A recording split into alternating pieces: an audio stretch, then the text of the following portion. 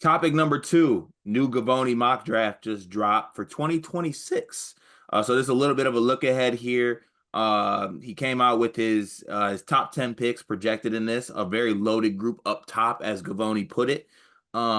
And some very heavy hitters at the top of this list. I'll go ahead and read it real quick here. Not going to do the teams, but Gavoni's top 10 for 2026. You have Darryn Peterson 1, AJ Dybantsa 2, Cam Boozer 3, Nate Ament 4, Jaden Quaintance 5, Kareem Lopez 6, Chris Sinak 7, Caleb Wilson at 8, Dash Daniels at 9, and at 10, Michael Brown. Now, Dion, we can talk about the top 10, but the main point of this topic that I wanted to talk about is Darryn Peterson versus Dybantsa. Obviously, Dybantsa he's a enigma. I feel like he's in Paris Fashion Week. He's playing for Utah Prep. Like, he's getting millions of dollars to go play high school. He's got a Red Bull deal. Like, he's going to BYU. I mean, there's a massive spectacle around AJ Mhm. Dybantsa. As the kids say today, aura is with AJ. Um, but Gavoni has Darryn Peterson one. Now I'm a big Darryn Peterson fan. You go back, actually now you can't go back because I think it got deleted. But damn it, like 2 years ago, I was like, yeah, Darryn Peterson is like what Book is for the Suns. Like, I think he's like a point guard who's not like, he's not necessarily a point guard, but like Book kind of got into this role where he needed to play a little bit more point guard. At least last season. Now they got Jones in the fold, so he can play off ball a little bit. But when he gets on the ball, I think he can have some really good passing chops. And I just really like Darryn Peterson's game. So, Dion, I ask you this: You're a GM, which is a scary thought, by the way. Uh, you might not even pick either of these guys one. But if you No, if these were the two guys at the top of the board, are you going Darryn Peterson or are you going AJ Dybantsa? I would take Cam for what it's worth. Cam Boozer? Yeah, if I had one, I think I'm taking Cam because Cam to me is just like his pops, where it's like everyone's gonna be talking about everybody else. He quietly has 30 and 10, and you just don't realize it. I also think Cam, his play style is way closer to Cooper Flag than anyone talks about.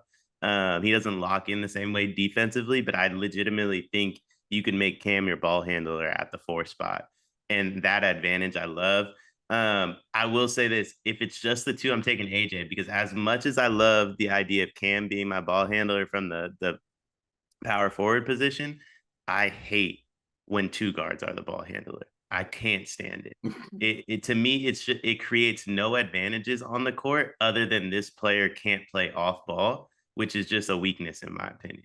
Like they're like when a Cam Boozer or a Cooper Flag brings the ball up the court, that creates motion and you can run a pick and roll with the point guard and maybe get a switch, get advantages anywhere. A two guard brings the ball up the court. It's literally the same thing as the point guard doing it. It just admits that you can't play off the ball. That's not a slight to Darryn Peterson or Devin Booker. I still think Darryn Peterson is going to be a phenomenal player. It's just not the brand of basketball that I would want my team to play. Yeah, also just hilarious. Because I agree with your Cam Boozer point. You also are just risking it all because you could be the GM that passed on Darryn Peterson and AJ Dybantsa. Yeah, it Um, would be and, crazy. and I guess we haven't talked about this, Dion. Dybantsa obviously, like, his size, his athleticism, the shots. I mean, I know that G's not the biggest fan of his game, thinks it's a little bit just kind of just, you know, I don't, not even as a slight, but like Jalen Green kind of esque. Like, he'll get you your Yeah. points, but like, you can't build a team around AJ Dybantsa, so that's not going to go anywhere. And I think I might feel differently, but um, if the thing for me is that if I'm the because they have the Wizards at the first pick, right? Yeah. This is going to sound like a slight, and I don't mean it as a slight. AJ Dybantsa going to the Wizards, I think would just like him, like, that'd be bad for his career. Like, Oh I just yeah. think it would go to die. Like, I think his playing Yeah. style wouldn't be sufficient to that. Um, if the Wizards are taking Darryn Peterson one, I think bringing his mentality to the Wizards would actually help a little bit. Like, they don't need a guy that is like flashy, doing all this other, like, no disrespect to Dybantsa, get your bread, but they don't Mhm. need that, right? They got Jordan Poole, they got other guys to do. They used to Yeah. have Kuz, like, they don't need guys to do that. They need guys that are like gonna play like a more winning style brand of basketball. And personally, I just think Darryn Peterson's more of a I can win with that guy than AJ Dybantsa. I will say this. So if the notion is we're going into this not thinking any of the top three can win a championship as the first option, Darryn Peterson's easily the player I take. The reason I take Cam is of this group, I think Cam's the easiest one to build a franchise around. Um, I think Dybantsa and Darryn Peterson, you would need some other stuff next to them. When Darryn Peterson gets the other stuff, he's the one that could like be on a dynasty though. Like he's the one where it's like, wow, Darryn Peterson won like 5 rings, 10-time All-Star, so on and so forth. Because I just him as a first option, and like we've seen it with Book, it just doesn't work in my opinion. And Dybantsa, same thing. Dybantsa needs the ball just as much as anybody on this list, whether he wants to play point guard or not. He needs the ball a lot. I hate the idea of him in New Orleans with Zion. I don't need that whatsoever. Hate it. Looking at the rest of this list, obviously you mentioned Cam Boozer. The one thing I will say about Cam Boozer, I think Cam Boozer being obviously Carlos Boozer's son, and then at the same time, he's been so successful his whole career that I feel like he's just been kind of waiting out his time to get to college, and people just find anything to nitpick at him. Like this dude, like Cam Boozer has won EYBL titles every single year that he touches the floor. He's won high school titles all the time. Like he has just been the consummate winner since he touched the floor, like all 4 years. And he's going to be incredible at Duke. I don't doubt that whatsoever. Um, Honestly, great draft if you're going to be in the top three. Outside of that, there's some question marks, but just touching on some of those guys, Michael Brown, I think is special. Like Special. I get Kyrie vibes when I watch him. I think he's just a special talent. Christian Ack is up there as well. I'm very interested to see. He's committed to Houston. I think he's going to be really good for Calvin Sampson. Um, I wish we had Nima at the helm right now. Is Dash Daniels Dyson Daniels' brother? He is. He is. He's a little bit better apparently too. All right, I'm gonna put my hand up accountability here. I need to tap into some Dash Daniels. I was unaware that Dyson even had a brother.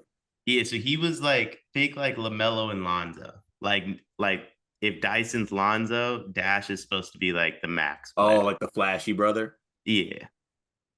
Oh, I hate that. Then you can't take.